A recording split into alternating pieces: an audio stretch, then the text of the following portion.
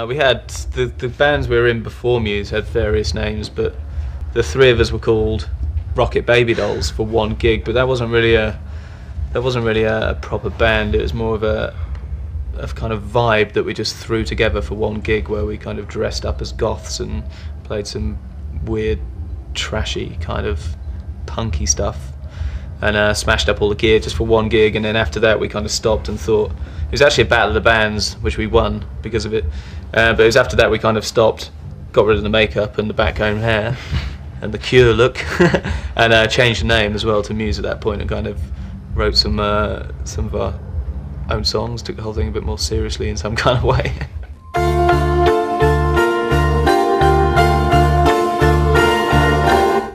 I don't know, it's just kind of the music that we came across. It was the music that we felt most passionate about, is what we created, It's, I think around the time of starting there was just some cool guitar bands around, wasn't there? Like bands like Rage Against the Machine, just done their first album. I think that was the kind of stuff we were just listening to back then when we first started getting into bands, I think.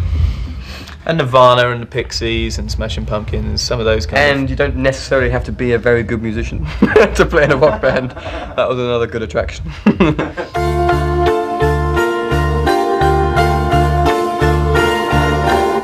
Yeah, like a lot of bands, Evil Superstars, Deus, Millionaire, Soulwax.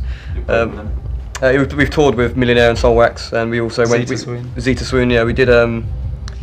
We used to go and watch Deus play whenever they toured in England when we were very young. So. What do you think about them? I think they're some of the, probably the most innovative rock bands around. I mean, America has always produced kind of straight rock, and Europe has always produced more experimental rock, I think. And I think we're more interested in the experimental side,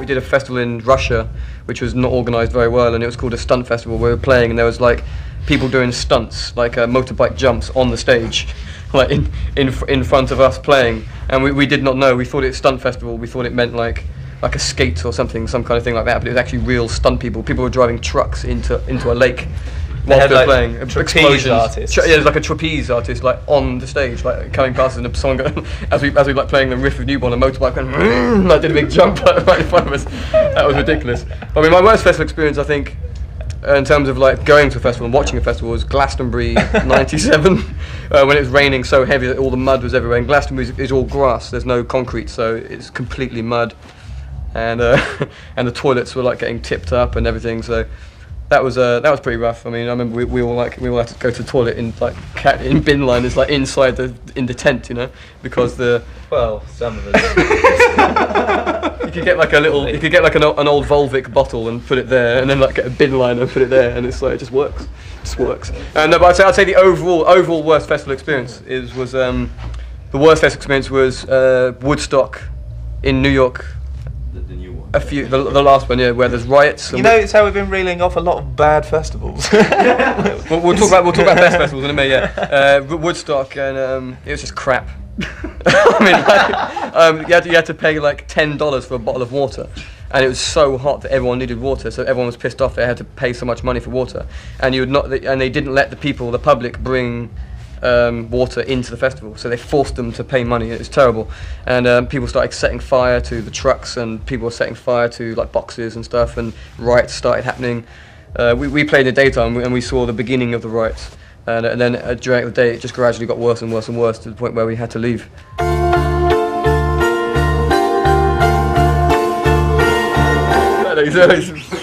You see, it's got to come off at some point. I don't know. Yeah, I guess I'd wear a wig. Are you vain? I'd go Elton John style. That's a wig, isn't it? Are you vain? Of course. Vain. I'd go like three like get. I'd go for the old. I'd comb the hair over like constantly, so it always looks like it's not bald,